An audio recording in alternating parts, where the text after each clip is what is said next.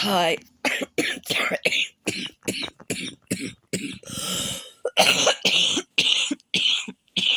So it's Monday morning, and I have survived the first weekend of the school holidays. Oh, God, it was so tiring. I was so planning on allowing their dad to have a full 2 days without the boys. But due to my ill health again, I was feeling really, really happy yesterday. My cough and the pain was just here in my throat. And I was like, right, it's an upper respiratory tract infection. I'm on antibiotics, but it's probably a virus, not a bacteria. But whatever the antibiotics are they've given me this time, they are working. My legs are starting to heal. I am so happy. So fingers crossed. I do have to have some more blood work. But my children, they are at that age, bless them, where they are just not compassionate at all. It was so the most sweetest thing about being in hospital was when I was in the waiting room. There was this little old lady sitting next to me. Oh, she fell over, bless her, and she'd bruised all around her eyes, both sides, and all of her forehead. And she'd cut her hands and her knees from where she'd fell. And she was telling me and this other woman how her children, although they're growing, they have been insistent that they're going to take care of her. Her husband's been in hospital for 10 weeks almost. And obviously, because of his age and everything, the longer you're in, the more infections you get. So obviously she was quite vulnerable, but she was very coherent. It was just a simple thing. She said, I walked through the front door and I fell over. And I'm like, yeah, I'm 41. I do that all the time. So, I know what it's like to lose your footing. So it's got nothing to do with the fact that she's old. It can happen to anybody. And her children took her into hospital.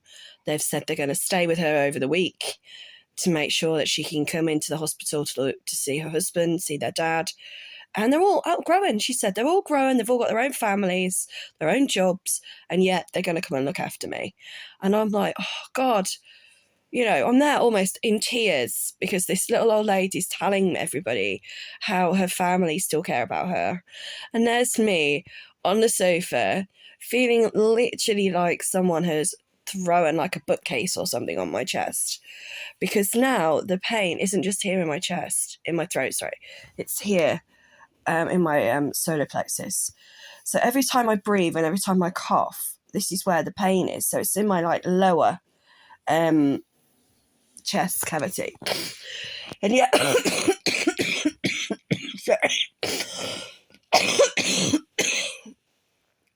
my children, sadly, are at that age where it's like, I don't care if you're ill. You're still going to make me my breakfast. You're still going to make me my sandwiches. You're still going to help me in the bathroom. You're still going to be get up and go, Mom, and run around and pretend there's nothing wrong with you, which isn't always a bad thing. But when you can't breathe, which was the worst thing about COVID or any upper respiratory tract infection, you can survive without your arms. You can survive without your legs. You can survive without certain internal organs to a point. Like my gallbladder was removed. Yeah, I'm on permanent medication afterwards, but I'm still alive. But breathing is a key essential thing about living. The moment you stop breathing, you're dead. So literally, no, it's okay. I'm gonna help you. I'm gonna catch your breath. And it is so, people take breathing for granted. I don't. I mean, I used to scuba dive. I used to do a lot of climbing and stuff. So I know that how much of a physical demand we as humans push ourselves, which is good. It's good to have these challenges. It's good to be pushed. And how difficult breathing can be. And I watched two films with my little boy yesterday. We watched The Queen of the Desert, which was about Gertrude Lothian Bell. And then we watched this one called The Astronaut. And it's so frustrating because I can't think of his name. But it was about NASA and how this guy, although it took him 30 years, he got to go into space. Bit of a spoiler alert if you've not seen the movie. And he actually came from an impoverished family in America where his mum and dad were migrant workers. And that's my cue to get up and go. So it's Monday morning. So if you want to watch something with your kids over the holidays, I would definitely say watch those two movies. One shows true inspiration for women, and another shows true inspiration for men. And not only that, it's historical. And they're just over an hour long each, but they are really, really good films. Yes, sadly, they are on Netflix. But, I think just because the kids are on holiday doesn't mean they can't still learn things.